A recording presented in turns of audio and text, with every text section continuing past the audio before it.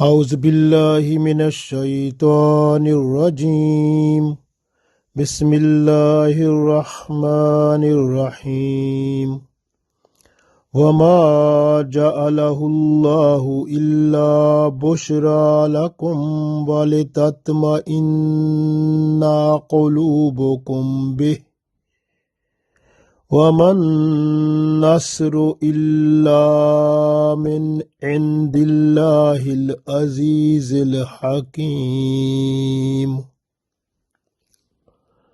عزیز دوستو، السلام علیکم ورحمۃ اللہ وبرکاتہ۔ سورہ آل عمران آیت نمبر 126 تلاوت کی ہے۔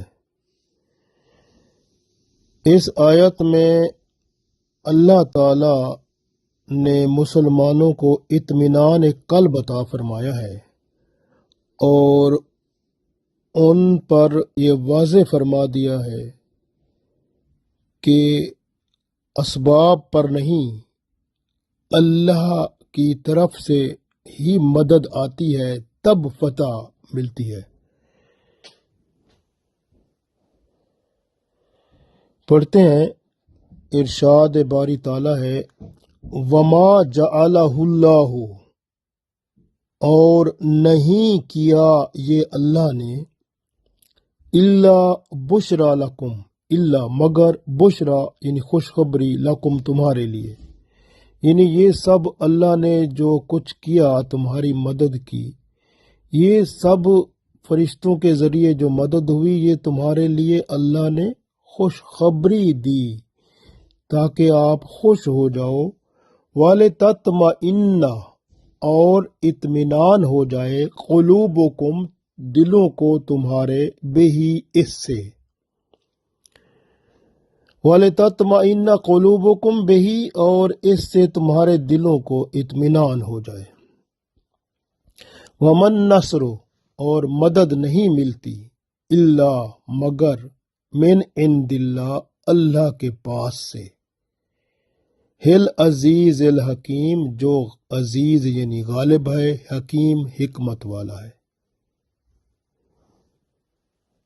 پھر پڑھتے ہیں، ارشاد باری تعالیٰ ہے،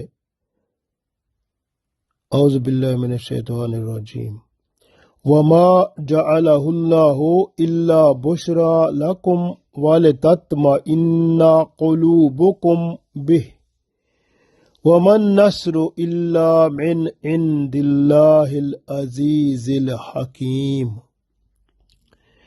یہ سب تمہیں اللہ نے اس لیے بتا دیا ہے تاکہ تم خوش ہو جاؤ اور تمہارے دل مطمئن ہو جائیں۔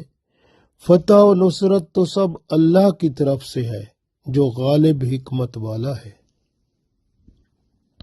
غور کریں اس آیت پر، یہ بہت بڑی تسکین اور حوصلہ دینے والی آیت ہے، جس میں اللہ تعالیٰ نے فرشتوں سے مدد کے ذریعے مسلمانوں کو تسکین اور اطمینان قلب عطا فرمایا، کیونکہ ساری مدد اللہ ہی کے ذریعے ملتی ہے۔ اسی مدد سے مسلمانوں کے دل سے یہ خوف دور ہو گیا کہ کفار کی تعداد زیادہ ہے، اس کے پاس جنگی ساز و سامان بہت ہے۔ یہ سب خوف دور ہو گیا جب اللہ کی مدد آ گئی۔ اللہ کی مدد ایک ایسی نعمت ہے جو تمام خوف اور تمام فکر دور کر کے اطمینان کا باعث بنتی ہے اور کامیابی اور کامرانی لاتی ہے، کیونکہ اللہ غالب ہے، حکمت والا ہے۔ وہ اپنی حکمت سے مسلمانوں کو کافروں پر غالب فرماتا ہے۔ یہ اطمینان تھا جس کی وجہ سے مسلمان جم کر لڑے اور دشمن کو شکست فاش دی۔ بدر کے میدان میں غور کریں تو اللہ تعالیٰ نے 4 طرح سے مسلمانوں کی مدد فرمائی۔ پہلا یہ کہ جو ہوا اللہ نے چلا دی، یعنی آندھی آئی، اور اس آندھی کا رخ کفار کے لشکر کی طرف موڑ دیا تو ساری ریت اڑ اڑ کر ان کے لشکر پر پڑتی رہی اور ان کا بدحال کر دیا۔ اسی طرح دوسری مدد اللہ کی دیکھیں اس طرح ہوئی کہ بارش آنا شروع ہو گئی۔ اب جس جگہ پر کفار نے پڑاؤ ڈالا ہوا تھا وہ جگہ اس کی زمین جو تھی میدانی تھی، لیکن جہاں رسول اللہ صلی اللہ علیہ وسلم نے پڑاؤ ڈالا ہوا تھا وہ ریتلی زمین تھی۔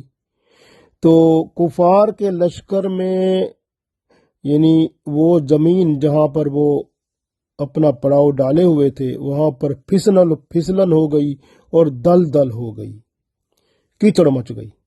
اور جبکہ مسلمانوں کی جہاں پڑاؤ تھا وہ جگہ ریت کے ذرات تھے، بارش سے وہ بیٹھ گئے اور مسلمانوں کے لیے وافر پانی بھی میسر آ گیا۔